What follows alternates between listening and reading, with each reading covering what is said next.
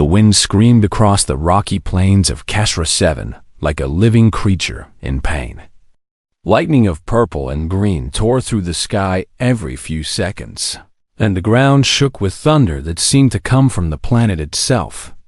This was no ordinary storm.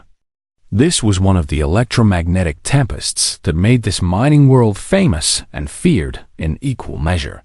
Inside a small prefabricated shelter half buried in the hillside, Connor Blake stood at his tiny stove and stirred a pot of soup. He was a man of average height with brown hair that had started to show gray at the temples. His face was weathered from years of working on distant worlds, and his eyes carried a quiet sadness that never quite went away. He was 34 years old, and he had been alone on this planet for 3 months. The shelter was small but comfortable.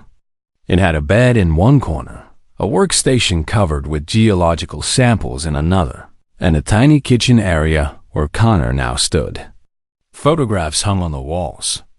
Most of them showed a woman with kind eyes and dark hair. Her name had been Linda, and she had been dead for 2 years now.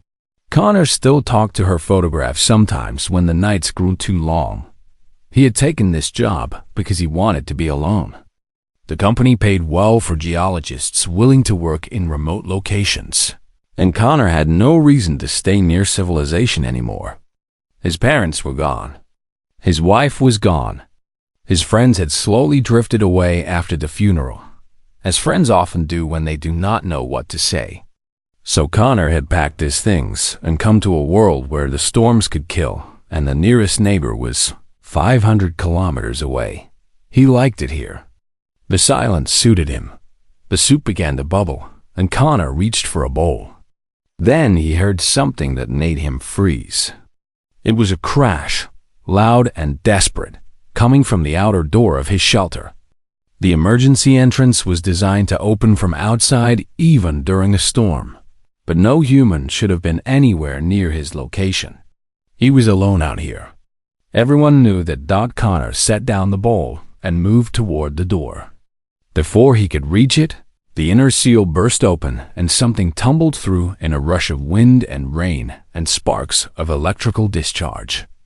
The emergency systems kicked in and slammed the door shut behind the intruder, and then there was silence except for the muffled roar of the storm outside. Connor stared at the figure on his floor. It was not human. She was tall, perhaps 2 meters when standing, with limbs that seemed too long and too thin by human standards. Her skin was pale blue, smooth and hairless, and her eyes were large and dark like pools of black water. She wore a torn flight suit that suggested she had been piloting some kind of vehicle, and her left arm hung at a bad angle that told Connor it was broken or dislocated. Blue blood seeped from a cut on her forehead. She was Dishan. Connor recognized the species from his training materials. The Deshans were known throughout the galaxy as scholars and artists, a peaceful people who had avoided war for thousands of years. They were also known for something else. They were terrified of humans. The alien woman pushed herself up from the floor with her good arm. Her dark eyes swept across the shelter, taking in the human furniture, the human food, the human photographs on the walls. And then her gaze found Connor, standing 3 meters away with his hands at his sides. She screamed. It was a sound of pure terror, high and sharp, and filled with the certainty of death. She scrambled backward until her back hit the wall, and there she pressed herself as flat as she could go, her whole body shaking. A good hand came up in front of her face as if to ward off a blow, and she kept screaming, words in a language Connor did not understand pouring out between her cries of fear. Connor did not move. He had dealt with frightened animals before on various worlds, and he knew that sudden movements would only make things worse. So he stood perfectly still and waited for her to stop screaming. It took a long time. When she finally fell silent, her breath came in ragged gasps, and her eyes never left his face. "I am not going to hurt you," Connor said. He spoke slowly and clearly, keeping his voice as calm as he could make it. You are safe here. The storm cannot reach you inside this shelter." The alien woman said nothing. She just stared at him with those huge dark eyes, and Connor could see that she did not believe a single word he had said. He tried to remember what he knew about Deshans. They were physically weaker than humans. They came from a gentle world with low gravity and mild weather. They had never developed weapons beyond simple tools because they had never needed them. And they believed, truly believed, that humans were monsters. Connor had heard the stories. Centuries ago, a Deshan exploration fleet had made first contact with humanity during one of Earth's many wars. The Deshans had watched human soldiers fight and die with a ferocity that seemed impossible. They had seen humans endure wounds that would kill any Deshan. They had witnessed humans hunt each other across battlefields with patience and skill. That spoke of millions of years of predatory evolution. The Deshans had fled and never returned, and in the centuries since, they had built an entire mythology around the horror of the human species, to this woman. Connor was not a lonely geologist stirring soup in his tiny shelter. He was a nightmare made flesh, a predator from a death world, a creature that killed for pleasure and could not be stopped. "My name is Connor," he said, still keeping his voice soft. "I work here as a geologist. I study rocks. That is all I do. I am not a soldier. I am not a hunter. I am just a man who wanted to be alone for a while." The alien woman pressed herself harder against the wall. Her broken arm must have been causing her terrible pain, but she did not seem to notice. All of her attention was fixed on the human standing before her. Connor looked at her for a long moment. Then he did something that surprised even himself. He sat down on the floor, slowly and carefully, until he was no longer towering over her. He crossed his legs and rested his hands on his knees where she could see them. "The storm will last at least 12 hours, he said. "You cannot leave until it passes. Your arm is broken, and you are bleeding from your head. I have medical supplies. I can help you if you let me, but I will not come any closer until you are ready." The alien woman said nothing. She just sat there against the wall, shaking and staring, waiting for the monster to attack. Connor waited too. He had nowhere else to be, and patience was something he had learned in the long months since Linda died. He could wait as long as it took. Outside, the storm raged on, shaking the walls of the shelter and filling the air with the sound of thunder. Inside, a human and an alien sat on opposite sides of a small room, separated by 3 meters of empty space and centuries of fear. Neither of them moved. Neither of them spoke. The night was only beginning. The rescue team stayed for 2 hours. They examined the shelter, checked Connor's identification, verified his work permits, and asked him dozens of questions about his time on Kesher 7. Through it all, Connor remained patient and cooperative. He answered every question honestly, showed them his geological surveys, and made tea for anyone who wanted it. By the end, even Koreth had accepted a cup. Veleth watched the transformation with quiet satisfaction. She could see the confusion on her teammates' faces as they tried to reconcile the human before them with the monster of their childhood nightmares. Connor did not look like a predator. He looked like a tired, lonely man who had found a small measure of peace in helping someone else. When it was time to leave, Veleth asked for a moment alone with Connor. The others waited outside, their weapons finally holstered, their suspicions slowly giving way to something that might have been curiosity. "Thank you," Veleth said, "for everything, for your kindness, your patience, your trust. You had no reason to help me, and every reason to be afraid. But you chose to be brave instead." Connor smiled, and there was warmth in his eyes that had not been there 12 hours ago. "I should be thanking you," he said. "When you arrived, I was alone in a way that had nothing to do with geography. I had given up on connection, on meaning, on everything except survival. But you reminded me that there is still good in the universe. And that sometimes the best thing we can do is reach out to someone in need. Velith felt tears forming in her dark eyes, something her species rarely experienced. I will tell your story, she said. I will write about this night and share it with everyone I know. I will challenge the lies we have been taught about humans. I will help my people understand that fear is not the same as truth. That is a heavy burden to carry. It is also a gift, Velith said. You gave me something to believe in again. You showed me that running away does not solve anything, but reaching out can change everything. I was lost before I crashed on this world, and you helped me find my way. Connor reached into his pocket and pulled out a small book. It was old and worn, with pages that had been turned many times. This is a collection of human poetry, he said. My wife gave it to me on our 5th anniversary. I want you to have it. Velith took the book with trembling hands. I cannot accept this. It is too precious. That is exactly why I want you to have it, Connor said. Linda believed that the best way to understand a people is through their art, their songs, their stories, their poems, the things they create when they are not fighting or surviving, but simply being alive. If you want to know who humans really are, read this book, and then share what you learn. Velith clutched the book to her chest, feeling its weight like a promise. I will, she whispered. I swear I will. They stood in silence for a moment, two people from different worlds who had found each other in a storm. Then Velith did something that no Deshan had ever done to a human. She stepped forward and wrapped her arms around him in an embrace. Connor stiffened for just a moment, surprised by the gesture. Then he hugged her back, gently, carefully, as if she were something fragile and precious. They stood like that for a long time. The monster and the scholar, the predator and the prey. Two lonely souls who had become friends. Take care of yourself.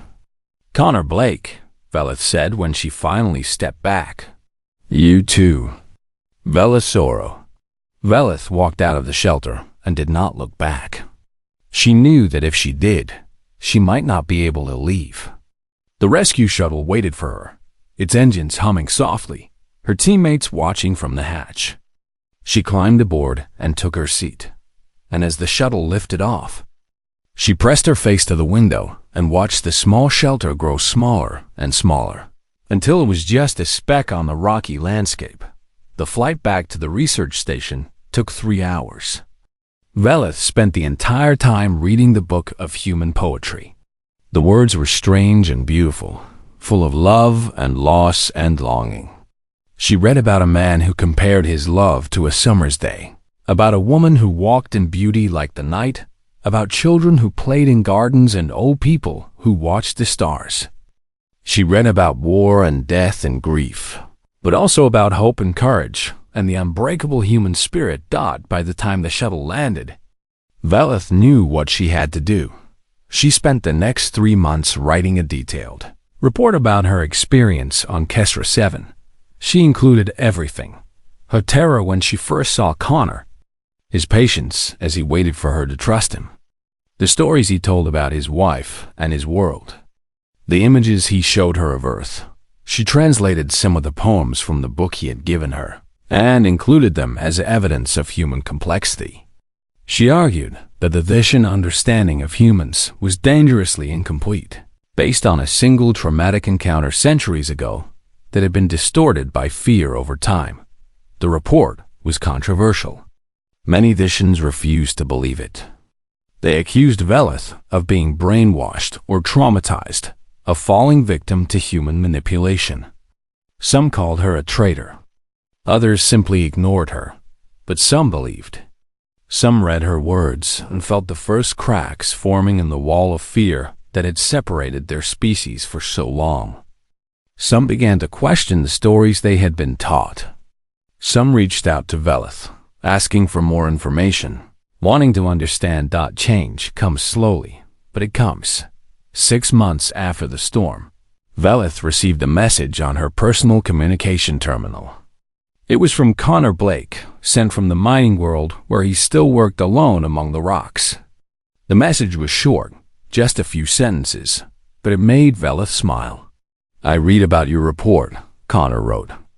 "I heard it has caused quite a stir. I hope you are handling the attention well. I wanted you to know that I am proud of you. You did a brave thing, telling the truth even when it was hard. The universe needs more people like you." Attached to the message was a photograph.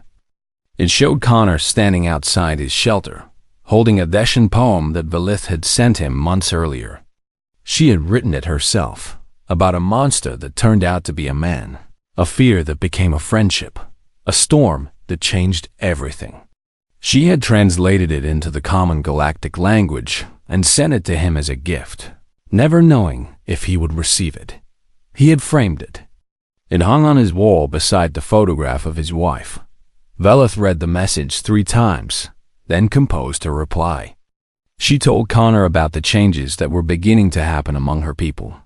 She told him about the students who were questioning their teachers, the scholars who were revising their histories, the diplomats who were talking about reaching out to human colonies. She told him that the wall of fear was still standing, but cracks were spreading through it every day. "You changed my life," she wrote. "But more than that, you changed my world. One day, I hope our peoples will meet as friends instead of strangers. And when that day comes, it will be because a lonely human geologist chose kindness over fear on a stormy night." She sent the message and leaned back in her chair. Outside her window, the stars were shining bright, countless points of light scattered across the infinite darkness. Somewhere out there, a distant world of storms and rocks, a human was reading her words and smiling. The universe was vast and full of wonders. But the greatest wonder of all, Velith had learned, was the simple act of reaching out across the darkness and finding someone reaching back. That was the lesson Connor had taught her. That was the truth she would spend the rest of her life sharing. Fear divides. Kindness connects. And sometimes, all it takes to change the universe is one small shelter in a storm. The storm died with the sunrise. The purple and green lightning faded into a gray sky, and the thunder became a distant rumble before falling silent entirely. The rocks outside the shelter still crackled with residual electricity, but the worst had passed. Keshra 7 was calm again, at least for now. Velith stood at the window and watched the sky brighten. Her arm was wrapped in a simple sling that Connor had made from a spare shirt, and the bandage on her forehead had been changed twice during the night. She felt tired but strangely peaceful. The terror that had consumed her when she first saw the humans seemed like a distant memory now, something that had happened to a different person in a different life. "They will be here soon," she said. Connor stood at his workstation, gathering samples into a bag. He had spent the last hour organizing his shelter, putting away the medical supplies, cleaning up the evidence of the long night. Velith had asked him why he was bothering, and he had simply said that he liked to keep things neat. "How many will come?" he asked. "At least 6, probably more. The rescue teams always travel in numbers when they enter human territory. They will be armed with pulse weapons and wearing protective suits. They will have orders to neutralize any threat before it can attack." Connor nodded calmly. He did not seem afraid, which surprised Velith. Any Deshan in his position would have been terrified. An armed team was coming, a team that had been taught since childhood that humans were monsters. And Connor was just putting away his geological samples as if this were any ordinary morning. "Will they shoot first and ask questions later?" he asked. "That depends on what they see when they arrive. If they find you standing over my body, yes. If they find you attacking me, yes. But if they find us sitting peacefully, talking and drinking tea, they might hesitate long enough to listen. Then we should be sitting peacefully, talking and drinking tea when they arrive." Velith almost laughed. The human's calm was infectious. She had spent her whole life being told that humans were aggressive and unpredictable, that they could not be reasoned with, that they lived for violence and death. But Connor Blake was the most reasonable person she had ever met. He faced the prospect of armed soldiers coming to kill him with the same quiet acceptance he had shown all night. "Are you not afraid?" she asked. Connor paused in his work and turned to face her. "Of course I am afraid," he said. "I do not want to die. I have survived too much to let my story end in a misunderstanding. But being afraid does not mean I have to act afraid. I can choose to be calm. I can choose to trust that you will speak for me. I can choose to believe that your people are capable of seeing the truth when it is right in front of them. That is a lot of faith to put in strangers." "I put my faith in you," Connor said simply. "And you were a stranger 12 hours ago." Veleth did not know what to say to that. She turned back to the window and watched the horizon, searching for the first sign of the rescue shuttle. Her people would be worried about her. They would have spent the whole night imagining the worst, picturing her dead in a crashed transport or worse, captured by the human who lived in the Northern Territories. When they found her alive and well, being cared for by that same human, they would not know what to think. Good, Veleth thought. Let them be confused. Let them question everything they thought they knew. The shuttle appeared on the horizon an hour later. It was a sleek Dacian design, built for speed and maneuverability, painted in the blue and silver colors of the research expedition. Veleth watched it grow larger as it approached, and her heart began to beat faster despite herself. This was the moment that would decide everything.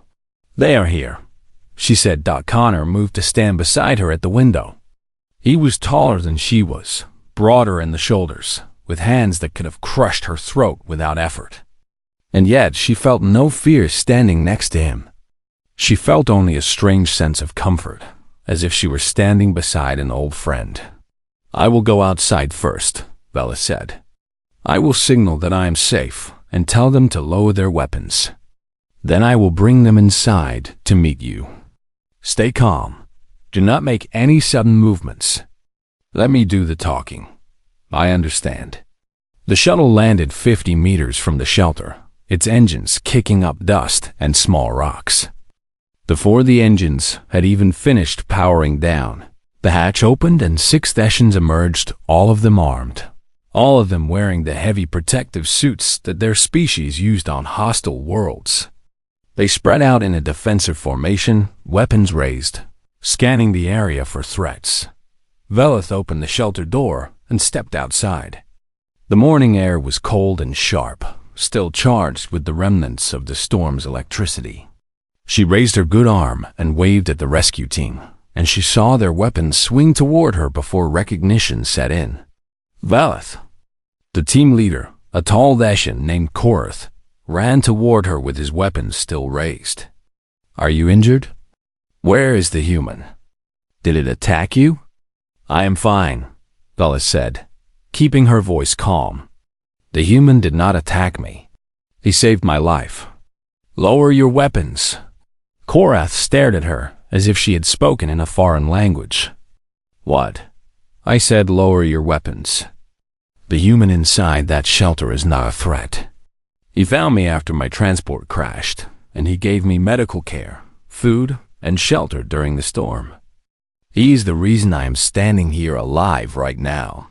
The other team members had gathered around them, their weapons still raised, their faces showing the same confusion as their leader. They looked at Veleth, then at the shelter, then back at Veleth. None of them moved to lower their weapons. "Veleth, you have been through a traumatic experience," Korath said slowly, as if speaking to a child. "It is possible that the human manipulated you somehow. They are known for psychological tricks. You may not be thinking clearly." "I am thinking more clearly than I have in years," Veleth replied firmly. "I have spent my entire life afraid of humans because of stories I was told as a child. But I have just spent 12 hours with one of them, and I can tell you that those stories are wrong. They are incomplete at best and lies at worst. The human in that shelter is kind, patient, and gentle. He is not a monster. That is impossible, one of the other team members said. Humans are not capable of kindness. They are predators. Humans are complex, Velas said. Just like us.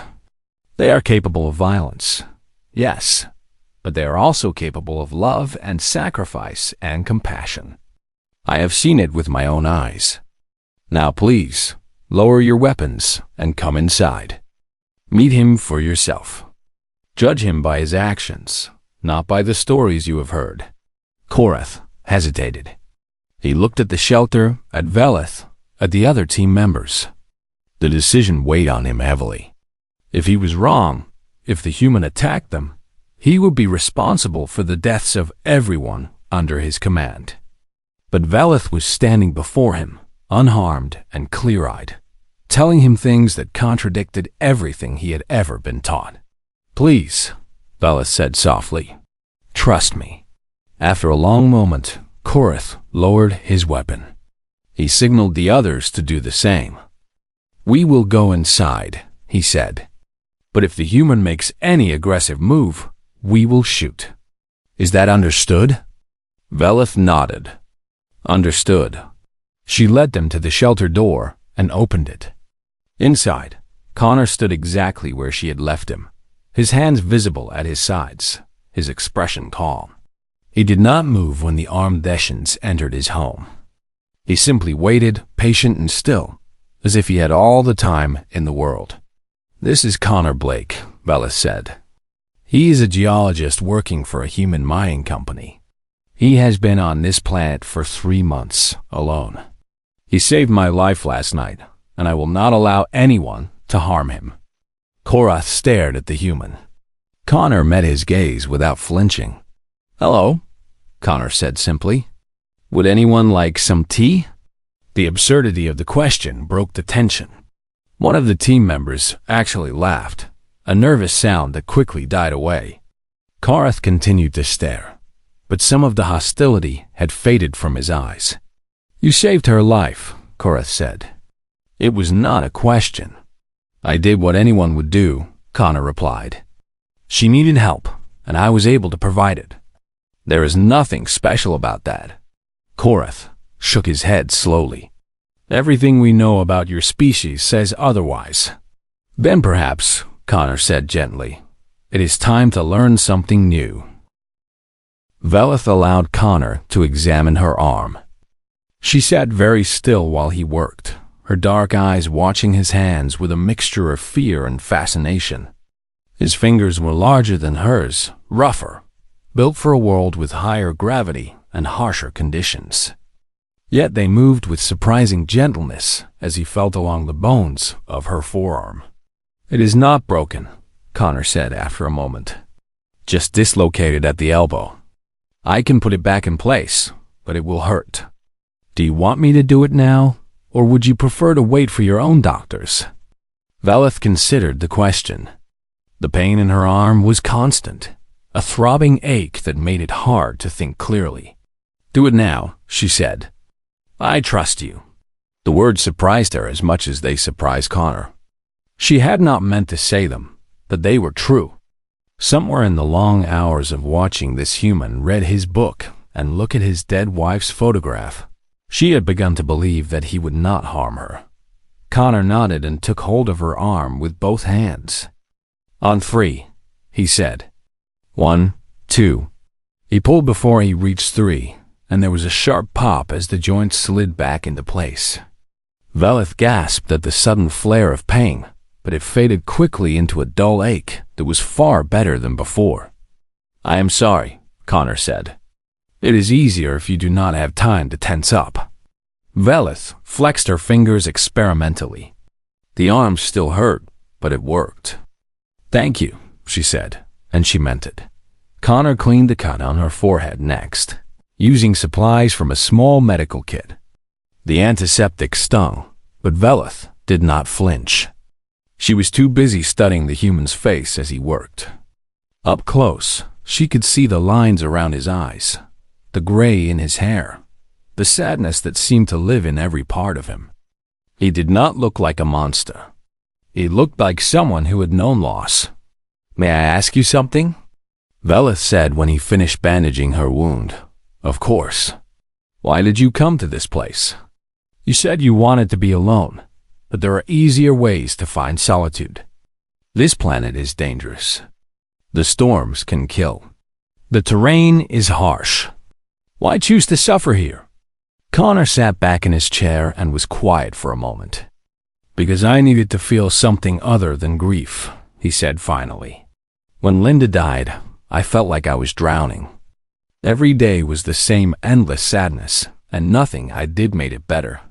I thought that if I came somewhere difficult, somewhere that required all my attention just to survive, I might find a way to live again. Has it worked?" Connor smiled, but it was a sad smile. "Some days.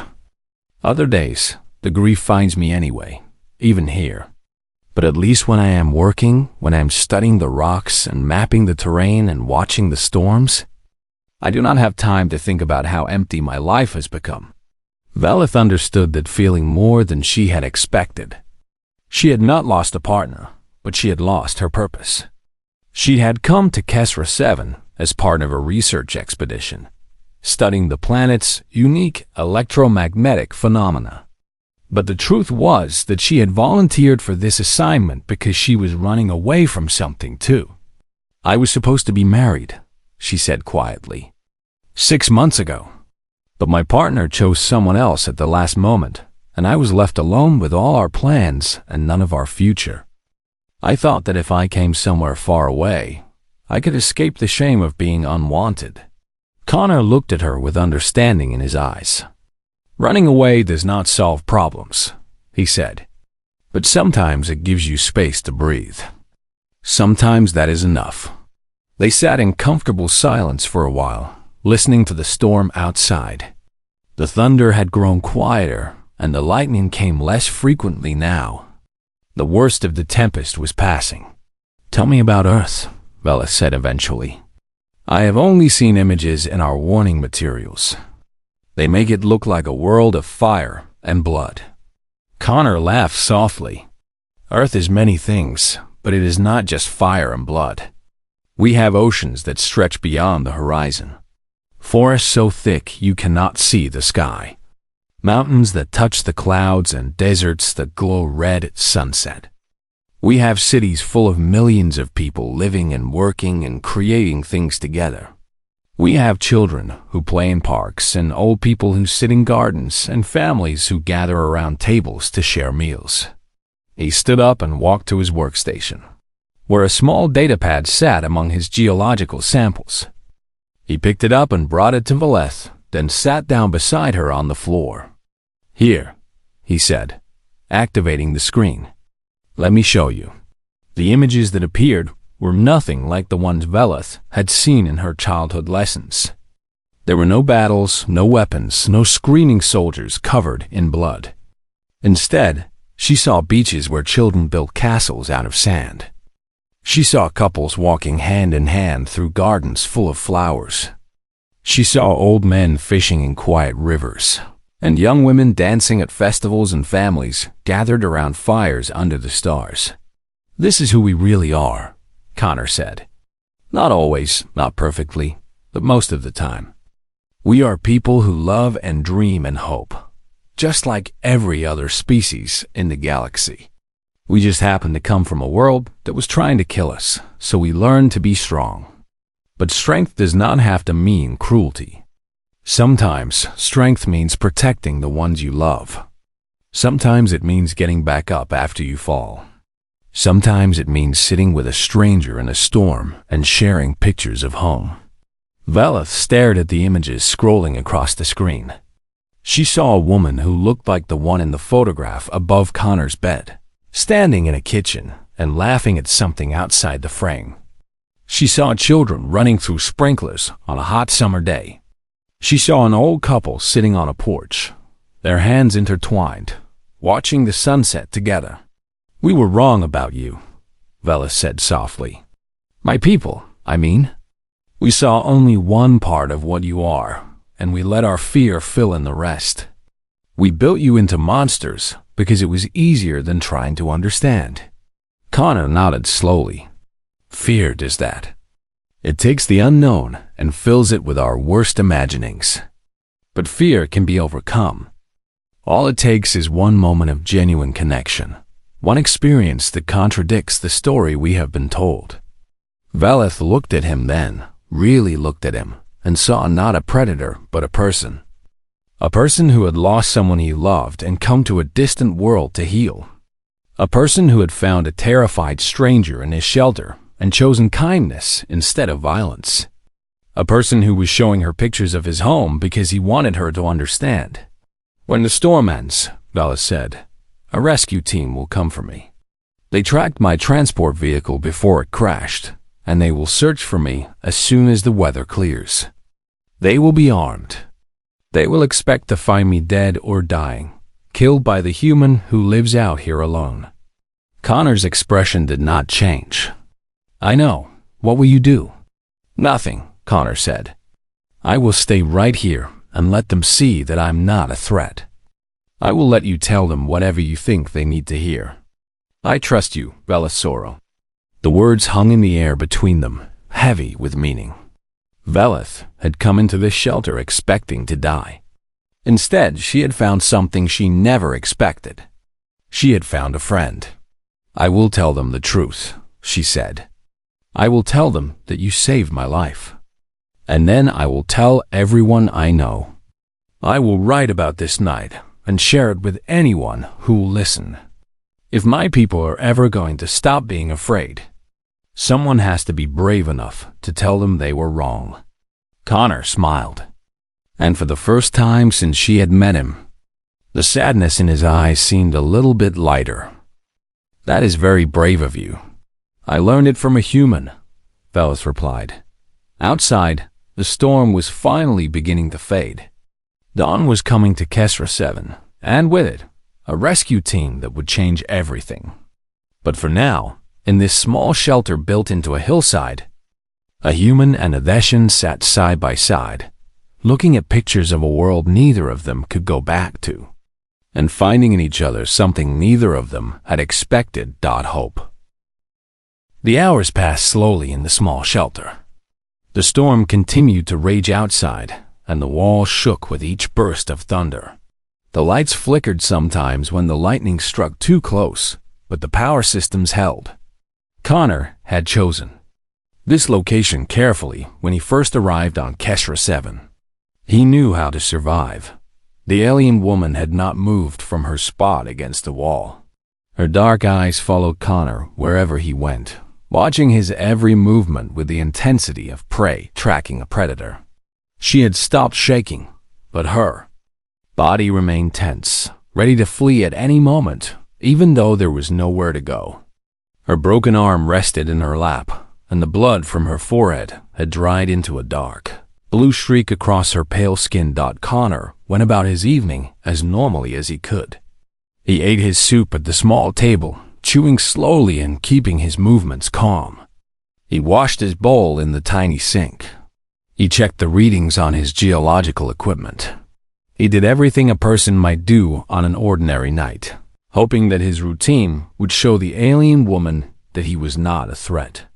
When he finished his tasks, Connor picked up a book from his shelf and settled into his chair.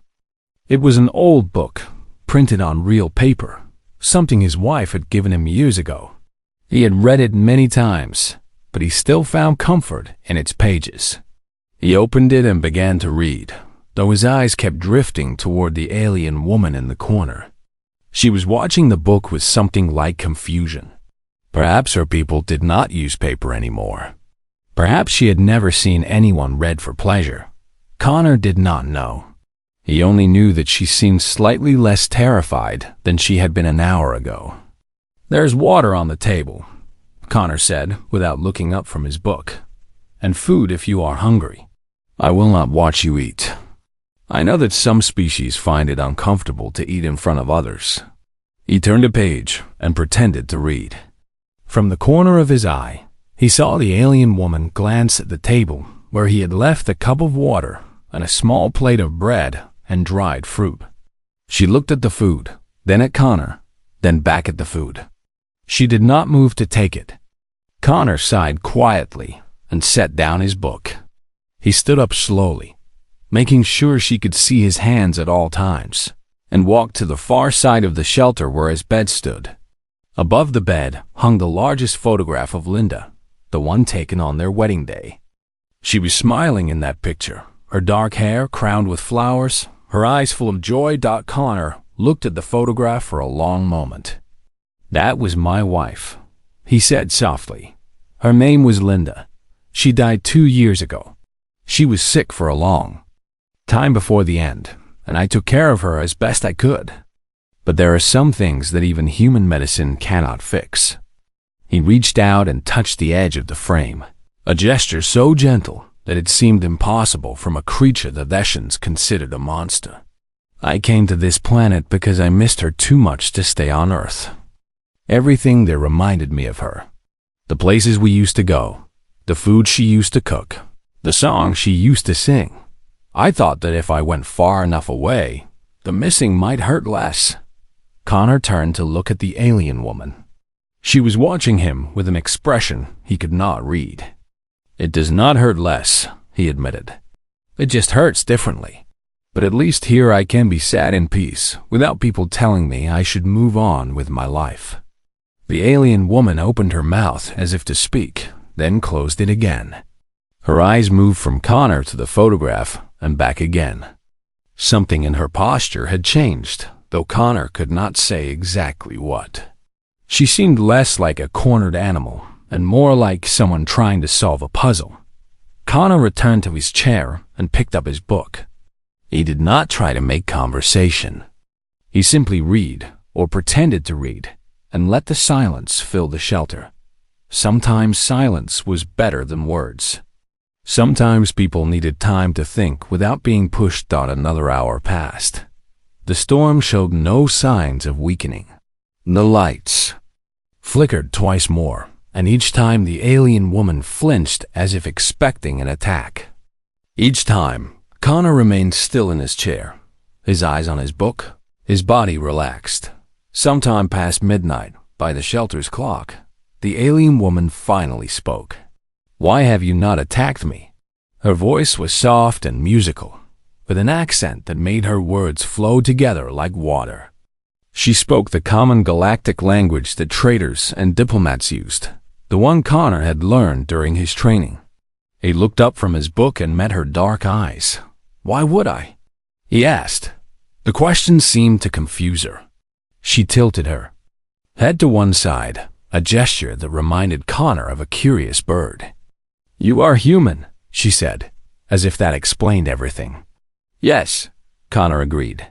"I am human, and you are Thessian. And outside that door is a storm that would kill us both in seconds. None of these facts require me to attack you." The alien woman stared at him for a long moment. "My people tell stories about yours," she said slowly. "We teach our children about the danger of humans from the time they are very young. We show them images of your wars, your weapons, your history of violence. We tell them that if they ever meet a human, they should run and never stop running." Connor nodded. He had heard this before, in different forms, from other species. Humanity's reputation in the galaxy was not a kind one. "What else do your people tell you about humans?" "That you cannot be reasoned with," the alien woman said. "That you feel no fear and no mercy. That you hunt for sport and kill for pleasure. That your bodies can survive wounds that would destroy any other species. That you never give up, never surrender, never stop fighting until your enemy is dead." Connor was quiet for a moment. Then he laughed, a soft sound with no mockery in it. "Some of that is true," he admitted. "Humans can be violent. Our history is full of war and cruelty. We have done terrible things to each other and to others. I would be lying if I said otherwise." He leaned forward in his chair, and the alien woman tensed, but he only rested his elbows on his knees and looked at her with tired eyes. "But we are also capable of kindness, of love, of sacrifice. We build hospitals and schools. We create art and music. We raise children and care for the sick and mourn the dead. We are not simple creatures. We cannot be reduced to a single story. The alien woman said nothing, but her eyes were fixed on his face with an intensity that told him she was listening. "I'm not going to attack you," Connor said. "Not tonight, not ever. You came into my shelter hurt and afraid, and the only thing I want to do is help you survive until the storm passes. That is not because I am unusual among humans. That is because most humans, when faced with someone in need, will try to help. It is who we are. It is who we have always been, even when we were also fighting each other." The storm roared outside, and the lights flickered once more. In the brief darkness, Connor thought he saw something change in the alien woman's expression. When the lights returned, she was looking at the photograph of Linda above his bed. "You loved her," the alien woman said. It was not a question. "More than anything," Connor replied. The alien woman was silent for a long time. Then, slowly and carefully, she reached out with her good arm and pulled the cup of water toward her. She drank, never taking her eyes off Connor, ready to drop the cup and flee at the first sign of danger. But no danger came. Connor simply watched her drink, and when she was finished, he smiled a small and gentle smile. "My name is Velith," the alien woman said. "Velith Soro." "It is nice to meet you, Velith," Connor replied. "Now, please, let me look at that arm."